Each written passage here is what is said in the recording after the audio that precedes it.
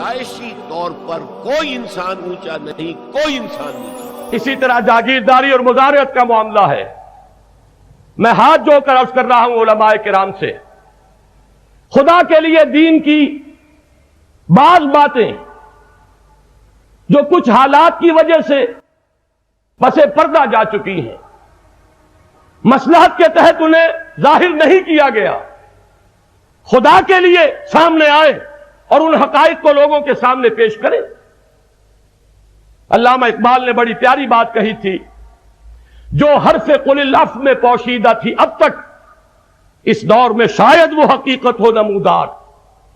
میں عرض کر رہا ہوں، دو حقیقتوں کو نمودار کرنے کی ضرورت ہے۔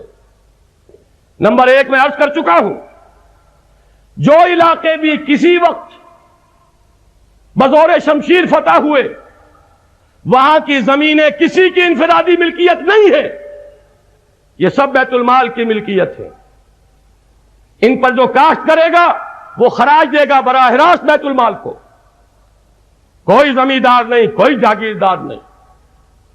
غریب کی محنت کی کمائی میں سے حصہ لینے والا مالک زمین، زمیندار درمیان میں سے بالکل نکل جائے گا۔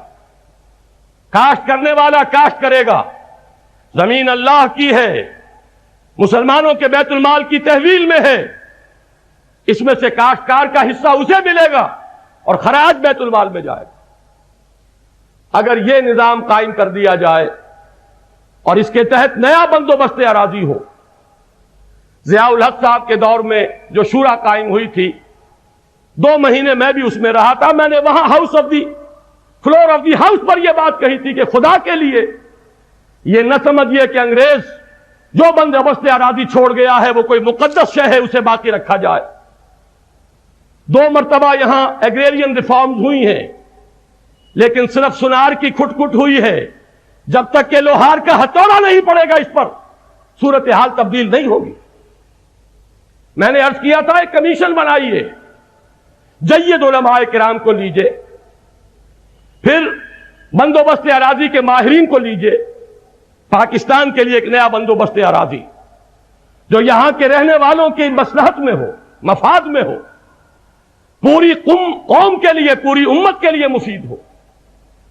اس کے ساتھ ہی یہ حقیقت بھی سامنے رکھیے، اگر کوئی زمینیں اشری ہیں، فرض کیجئے اگر کوئی زمینیں ملکیتی ہیں، اس کے ضمن میں بھی ایک اصول جو نگاہوں سے اوجھل کر دیا گیا ہے، مزارعت، ایبسینٹی لینڈ لارڈزم۔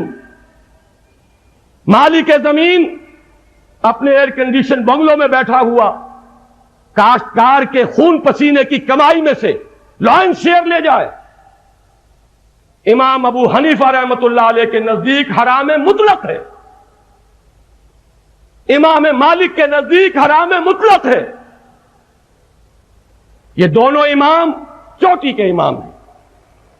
امام اعظم امام ابو حنیفہ رحمۃ اللہ علیہ وہ تو امام اعظم ہیں ہی، امام مالک امام دار الہجرہ، امام مدینہ، ان کے شاگرد ہیں امام شافعی، پھر ان کے شاگرد ہیں امام احمد بن حنبل۔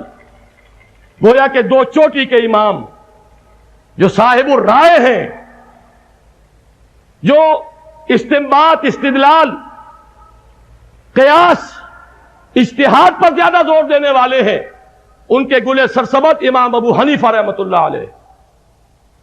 جو روایت اور حدیث پر زیادہ اہمیت دینے والے ہیں، ان کے سر خیل امام مالک رحمۃ اللہ علیہ، اور دونوں کے نزدیک مزارعت حرام۔ یہ تو بعد میں امام ابو حنیفہ کے 2 شاگردوں نے جواز کا فتویٰ دیا، قاضی ابو یوسف امام محمد نے۔ آج امام ابو حنیفہ کی فقہ ہے تو حضرت امام ابو حنیفہ کے نام پر، لیکن اس میں فتویٰ چل رہا ہے صاحبین کا۔ میں یہ کہتا ہوں کہ خدا کے لیے اس ملک کے عوام کو یہ بتاؤ تو صحیح کہ امام ابو حنیفہ کے نزدیک یہ حرام ہے۔ زمین جس کی ہے خود کاشت کرے یا اپنے بھائی کو دے دے، یہ نہیں کہ اس کے خون پسینے کی کمائی میں سے خود اپنے محل میں بیٹھ کر، اپنے بنگلے میں بیٹھ کر، اپنے عیش گاہ میں بیٹھ کر اس کے پسینے اور خون کی کمائی میں سے حصہ وصول کرے.